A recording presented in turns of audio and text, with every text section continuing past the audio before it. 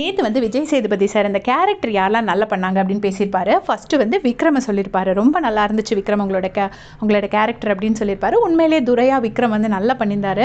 அதுக்கு அடுத்து வந்து பார்வதிக்கு சொல்லியிருப்பாரு, எனக்கு நத்தக்கண்ணி கேரக்டர் ரொம்ப பிடிச்சிருந்தது, அதை நான் பாராட்டுறேன் அப்படின்னு சொல்லியிருப்பாரு. பயங்கரமான கிளாப்ஸ் கிடச்சிருக்கும் பார்வதிக்கு. அதுக்கப்புறம் பார்த்தீங்கன்னா வேறு யாரையுமே பாராட்டாமல் விட்டுருப்பாரு. கானா வினோத் அண்ணா கிட்ட கேட்டிருப்பாரு, எப்படி பண்ணீங்க சொல்லுங்கள், டிஆர் மாதிரி எனக்கு பதில் சொல்லுங்கள் அப்படின்னு சொல்லியிருப்பாரு.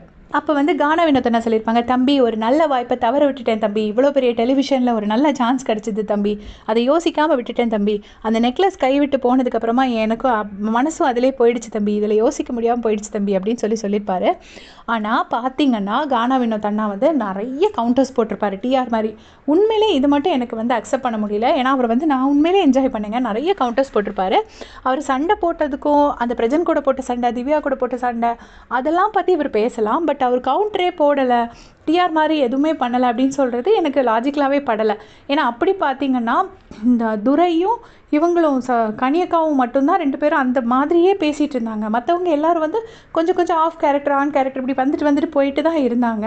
அப்போ கானா வினோத் அண்ணாவை மட்டும் தனியாக எதுக்கு திட்டினாங்க அப்படின்னு எனக்கு தெரியல. மேபி அவங்கக்கிட்ட ஜாஸ்தி எக்ஸ்பெக்டேஷன் வச்சனாலையா என்ன அப்படின்னு புரியல. ஏன்னா ஓடி போய் திருடவும் செய்யணும், அந்த டைமில் போயிட்டு டிஆர் மாதிரி கவுண்டர் போடணும்னா ப்ராக்டிக்கலி மல்டி டாஸ்கிங் எல்லாத்துக்கும் வராது. ரெண்டுமே பண்ணியிருந்தாங்க. நீங்கள் வெறும் கேரக்டர் மட்டும் பண்ணுறவங்க கேரக்டர் மட்டும் பண்ணிட்டு இருந்தாங்க, ஓடி போய் பிடிக்கிறது எடுக்கிறது பண்ணுறவங்க அதை மட்டும் பண்ணிட்டு இருந்தாங்க. ரெண்டையும் சேர்த்து பண்ணணுங்கும்போது கண்டிப்பாக அது கொஞ்சம் கஷ்டமான விஷயம் தான். அதுக்கு அவர் சொல்லியிருப்பாங்க. ஆனால் அவருக்கு பயங்கரமான கிளாப்ஸ் கிடச்சிது. அவர் வினோத் அண்ணாவை கூப்பிட்ட உடனே அது வந்துட்டு சரி காலம் கடந்து போச்சு, இனிமேல் பேசி பிரயோஜனம் இல்லை அப்படிங்கிற மாதிரி விஜய் சேதுபதி சார் பட்டுன்னு மூஞ்சில் அடித்த மாதிரி சொல்லியிருப்பாரு. அப்படி மூஞ்சில் அடித்த மாதிரி சொல்கிற அளவுக்கு அவர் எதுவும் பர்ஃபார்மன்ஸ் பண்ணாமல் இல்லைன்னு தான் எனக்கு தோணுச்சு.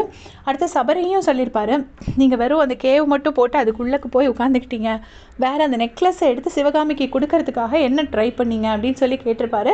அது வந்து எனக்கு அதுக்கு சரியாக படலை. ஏன்னா வந்து நெக்லஸை எடுக்கிறதுக்கு குணாவாக அவர் போயிருக்கணுமா, அவர் போனார், அந்த இடத்துல அவர் ட்ரை பண்ணார், சண்டை போட்டார், அவருக்கும் அமித்துக்கும் எல்லாம் ஒரு சண்டைலாம் வந்திருக்கும். எதுவுமே பண்ணாமல் அவர் சும்மா இருக்கல. ஃபர்ஸ்ட் ஆஃப் ஆல் அவர் ஜெயிலுக்கு போயிட்டார். ஸோ அவர் இதில் கண்டிப்பாக இந்த டாஸ்கில் பார்ட்டிசிபேட் பண்ணியிருக்காரு. இருந்தாலும் விஜய் சேதுபதி சார் அப்படி எதுக்கு சொல்கிறாருன்னு நமக்கு தெரியல. உங்களுடைய கமெண்ட் சொல்லுங்கள். தேங்க்ஸ் ஃபார் வாட்சிங்.